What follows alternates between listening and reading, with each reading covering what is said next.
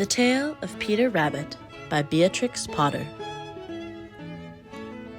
Once upon a time, there were 4 little rabbits, and their names were Flopsy, Mopsy, Cottontail, and Peter. They lived with their mother in a sandbank underneath the root of a very big fir tree. "Now, my dears," said old Mrs. Rabbit one morning, "you may go into the fields or down the lane, but don't go into Mr. McGregor's garden. Your father had an accident there. He was put in a pie by Mrs. McGregor.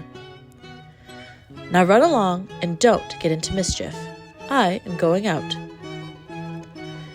Then old Mrs. Rabbit took a basket and her umbrella and went through the wood to the baker's.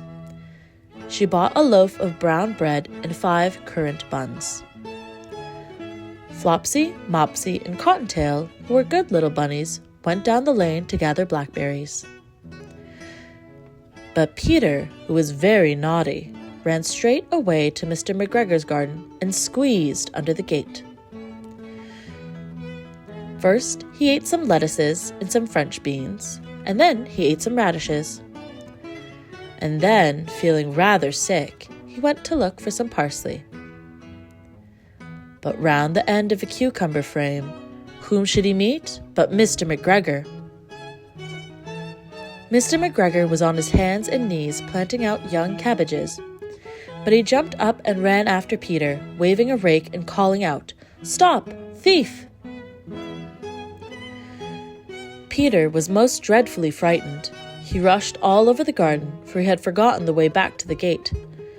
He lost one of his shoes amongst the cabbages, and the other shoe amongst the potatoes. After losing them, he ran on 4 legs and went faster, so that I think he might have got away altogether if he had not unfortunately run into a gooseberry net and got caught by the large buttons on his jacket. It was a blue jacket with brass buttons, quite new. Peter gave himself up for lost and shed big tears, but his sobs were overheard by some friendly sparrows who flew to him in great excitement and implored him to exert himself.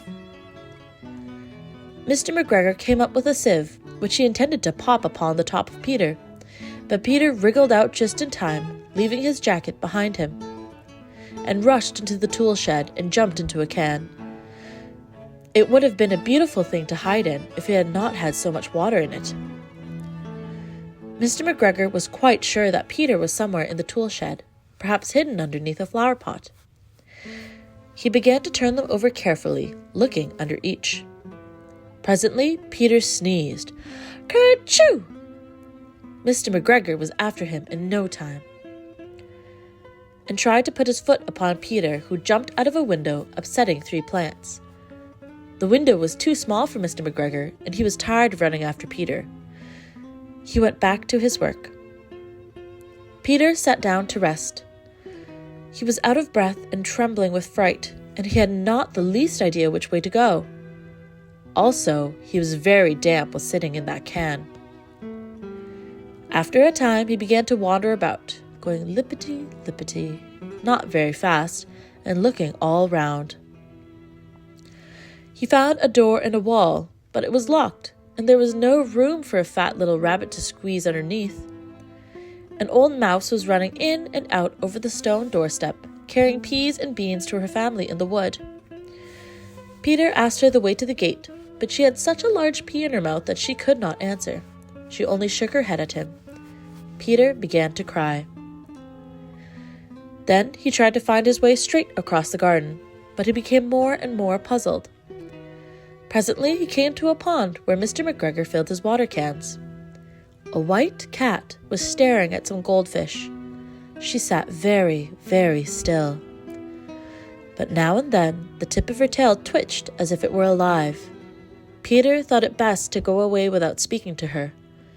He had heard about cats from his cousin, little Benjamin Bunny.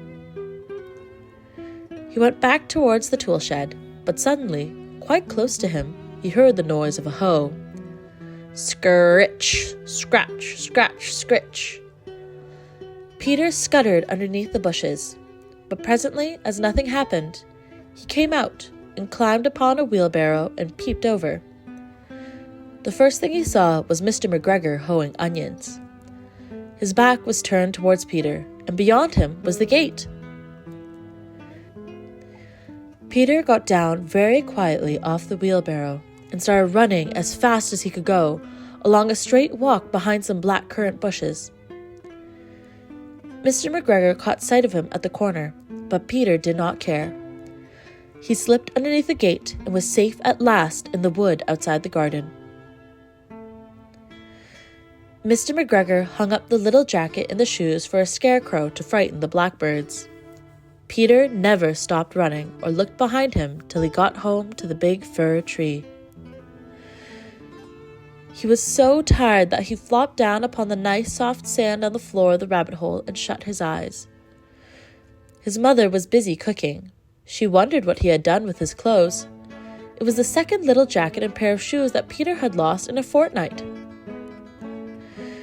I am sorry to say that Peter was not very well during the evening. His mother put him to bed and made some chamomile tea, and she gave a dose of it to Peter. 1 tablespoonful to be taken at bedtime. But Flopsy, Mopsy, and Cottontail had bread and milk and blackberries for supper. The end.